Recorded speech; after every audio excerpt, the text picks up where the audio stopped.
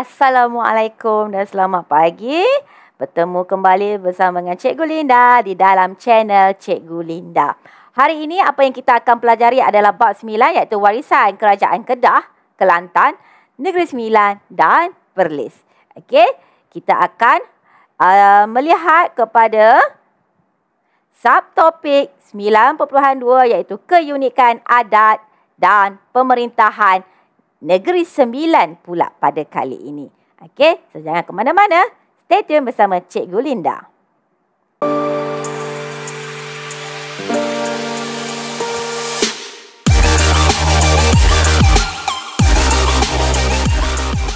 Okey anak-anak, pada bahagian pertama ini cikgu akan terangkan kepada anak-anak tentang keunikan adat perpatih yang diamalkan di Negeri Sembilan.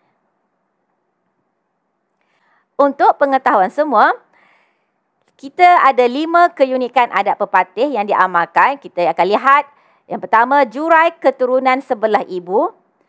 Kedua, kita ada perkahwinan. Ketiga, pelaksanaan hukuman. Yang keempat, wanita mewarisi pusaka. Dan yang kelima, upacara kedim. Ingat, ini adalah 5 keunikan adat pepatih. Kita lihat satu persatu. Apa yang dikatakan tentang jurai keturunan sebelah ibu? Inilah kita kata. Di mana kaum perempuan ataupun wanita akan dianggap sebagai ibu sokong. Okay. Ibu sokong adalah ibu yang melahirkan anggota masyarakat. Maksudnya ibu yang melahirkan anak. Okay. Kan? Setiap anak akan mengikut anggota suku ibunya. Kalau ibunya suku A, anak mesti ikut keturunan ataupun kita kata suku ibunya. Okey, sebab untuk pengetahuan awak semua, di Negeri Sembilan kita ada 12 suku. So kalau suku A ataupun suku B Duanda lah kita katakan, ya, ibunya suku B Duanda, so anak yang dilahirkan juga akan mengikut suku ibunya iaitu B Duanda. Dan suku ini, anggota suku akan dianggap sedarah. Okey, kerana berasal daripada nenek moyang mereka, okey, moyang perempuan yang sama di sebelah ibu. Itu maksudnya jurai keturunan sebelah ibu. So kena ikut ibu. Apa saja suku ibu, kena ikut ibu. Okey, yang kedua kita akan lihat kepada pelaksanaan hukuman. Okey, hukuman yang dibuat adalah sebagai satu pemulihan lah, untuk memberikan pertimbangan kepada pesalah ke arah kebaikan. Macam kita zaman sekarang pun kan, apa saja kalau disabitkan kesalahan mesti ada hukuman. Hukuman tu untuk apa? Untuk baikkan kita, pulihkan kita. Yang kedua, dia mengutamakan perasaan dan kepentingan bersalah. Ini pada zaman pada adat pepatih.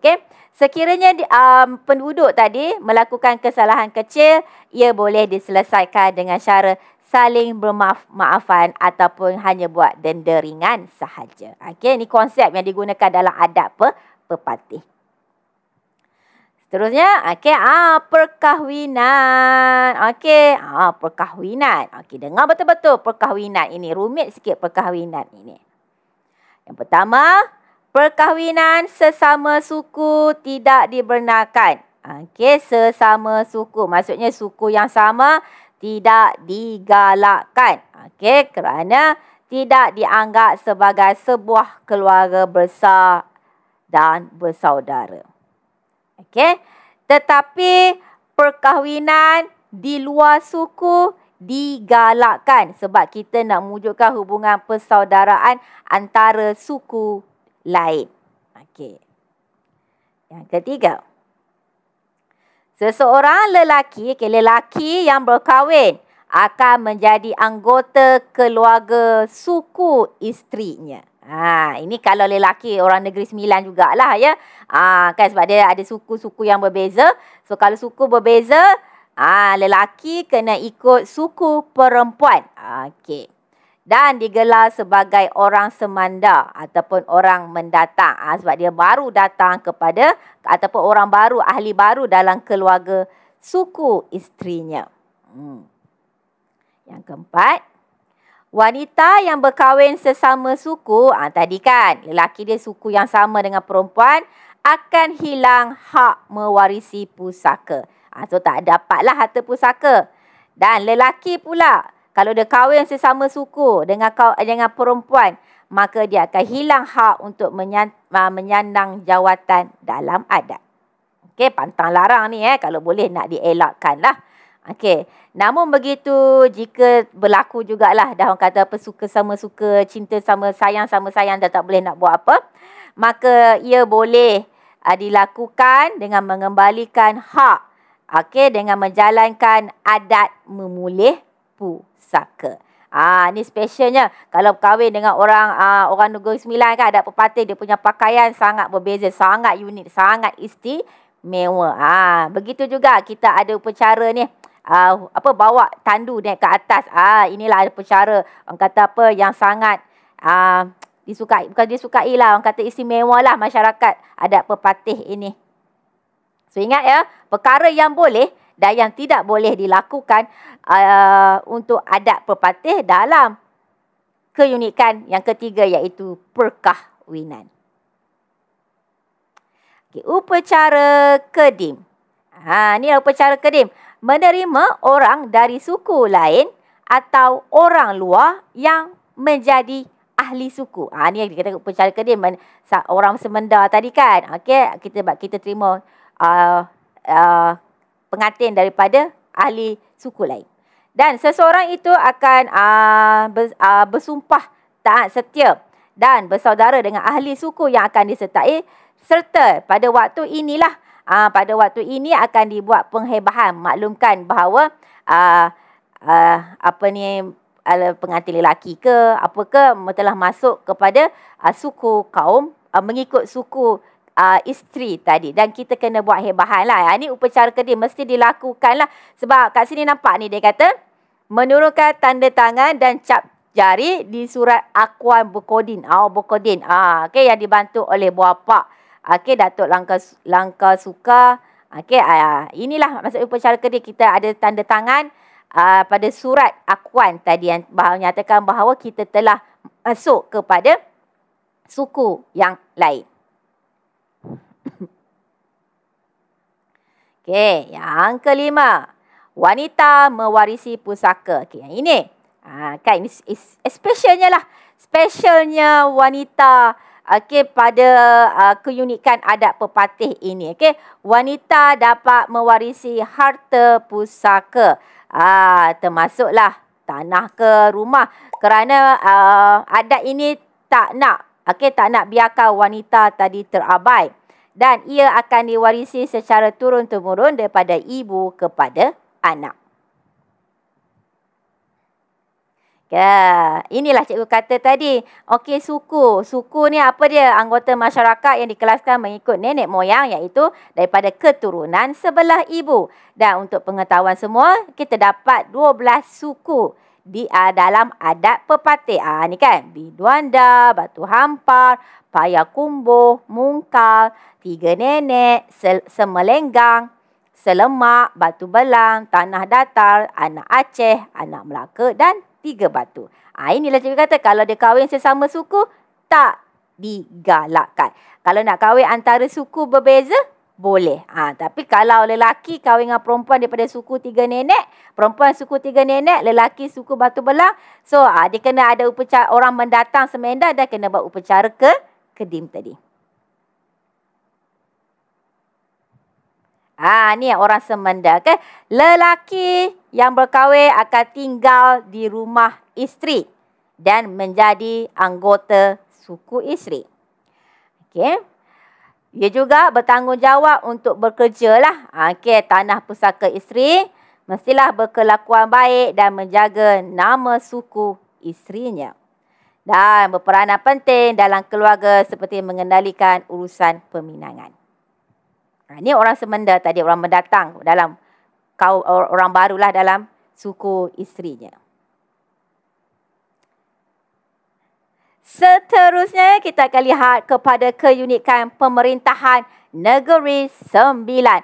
Uniknya pemerintahan Negeri Sembilan berbanding dengan negeri-negeri lain. Yang pertama, kita mengamalkan adat pepatih Dan pentadbiran ini adalah unik lah kita katakan sebab ia berbeza dengan negeri kita belajar tadi Perlis, Kedah, Kelantan sebab ia digantikan melalui putera ataupun anak lelaki. Tapi Negeri Sembilan berbeza. Kita akan terokai macam mana perlantikan yang di Pertuan Negeri ataupun orang kata hierarki yang paling tinggi lah dalam Negeri Sembilan ini. Kedudukan paling tinggi. Kita akan lihat satu persatu.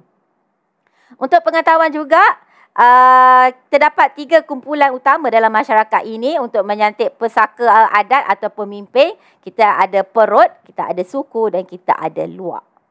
Jadi kita lihat. Perlantikan pemimpin. Ini yang bawah lah ya.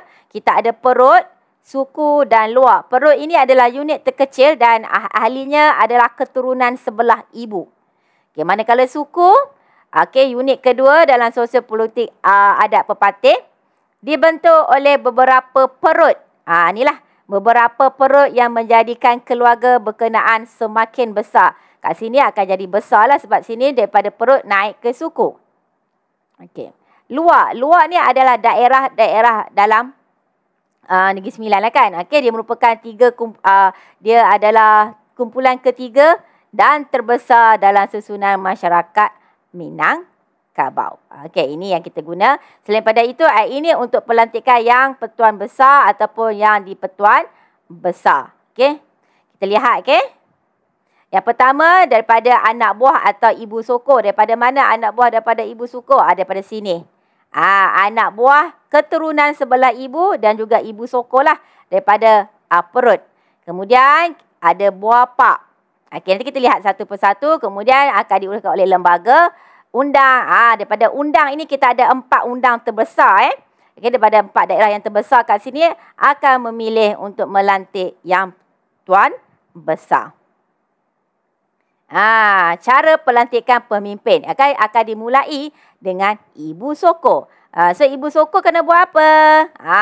Dia kena tahu, dia kena faham dan dia tahulah adat dan asal usul keluarga. Okey, ia juga terlibat secara langsung dalam pemilihan dan pelantikan buah pak. Ibu soko ni penting peranan sebab nak memilih buah pak. Okey. Jika tiada ibu soko, maka pelantikan itu tidak boleh dilaksanakan sebab itu adalah adat. Okey, yang penting mesti ada ibu soko. Ibu soko ni lah berperanan besar untuk memilih dan melantik buah pak. Okey, bila dah dilantik buah pak, buah pak ni apa? Anak buah dalam perut tadi. Anak buah dalam perut tadi ingat ibu dan anak daripada keturunan ibu soko. Okey, yang akan melantik ketua digelar buah pak. Dia lah kat sini lah ibu soko ni penting ni. Okey. Dan anak buah tadi bersama anak buah dalam perutnya. Dalam perut. Akan melantik buah pak. Buah pak akan menjadi ketua rujukan aspek yang berkaitan dengan adat dan hukum. Kemudian daripada buah pak akan naik kepada lembaga. Lembaga adalah ketua suku. Yang dilantik oleh buah pak. Tadi kita ada 12 suku. Maka setiap suku akan ada ketua. Ketua itu dilantik oleh buah pak lah kan. Buah pak dilantik oleh ibu soko. Okey. Kemudian kat sini apa peranan lembaga?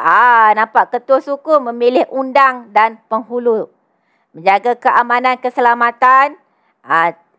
Selesaikan masalah yang berlaku antara suku jika ada pergaduhan. Dan mengurus pembahagian harta pusaka. Kemudian daripada lembaga akan melantik undang. Okey, undang adalah ketua luak yang dilantik oleh lembaga. Okey, nampak undang ni, undang yang 4 lah. Kita ada 4 undang yang besar, yang utama iaitu undang Sungai Ujong, undang Jelebu, undang Johor dan undang Rembau. Undang yang 4 ni akan memilih seorang yang layak daripada keturunan Yang Tuan Radin untuk menjadi Yang Tuan Besar. Okey, ataupun yang di Pertuan Besar. Okey, ini pentingnya undang. Undang ni akan dipilihlah salah satu ini yang mana layak untuk menjadi Yang Tuan Besar. Yang paling utama dalam setiap negeri. Okey, untuk Negeri Sembilan dia gelar sebagai Yang Tuan Besar atau Yang di Pertuan Besar Negeri Sembilan. Okey, kalau kita belajar sebelum ni, Perlis Kedah Kelantan, kita ada gelaran sultan atau raja. Okey, tu bezanya kan Negeri Sembilan. Di mana yang Pertuan Besar ini dipilih oleh undang yang 4 tadi. Dia berperanan sebagai ketua negeri dan lambang kesatuan dan persekutuan. Okey. Penyandang pusaka adat pada semua peringkat dipilih hasil daripada permuafakatan. Ini tak ada kata apa penggantilah. Jika mangkat, maka perlu ada permuafakatan di antara 4 undang tadi untuk memilih pengganti yang lain. Alhamdulillah. Okey, uniknya kata apa warisan dan adat dan juga pemerintahan yang diamalkan di Negeri Sembilan ini. Okey, dia ada sebuah negeri yang berbeza daripada negeri-negeri lain. Cikgu harap anak-anak dapat memahami keunikan daripada warisan dan adat dan juga pemerintahan yang diamalkan di dalam Negeri Sembilan ini. Okey, cikgu harap video ini bermanfaat untuk anda semua dan jangan lupa like dan share serta subscribe channel cikgu. Okey, tanda sokongan dan perhargaan anda. Okey, kerana anda telah memahami, telah menerangkan dengan jelas tentang kisah apa yang berlaku di Negeri Sembilan ini. Kan, keunikan Negeri Sembilan ini. Okey, sehingga kita berjumpa lagi. Bye-bye. Assalamualaikum.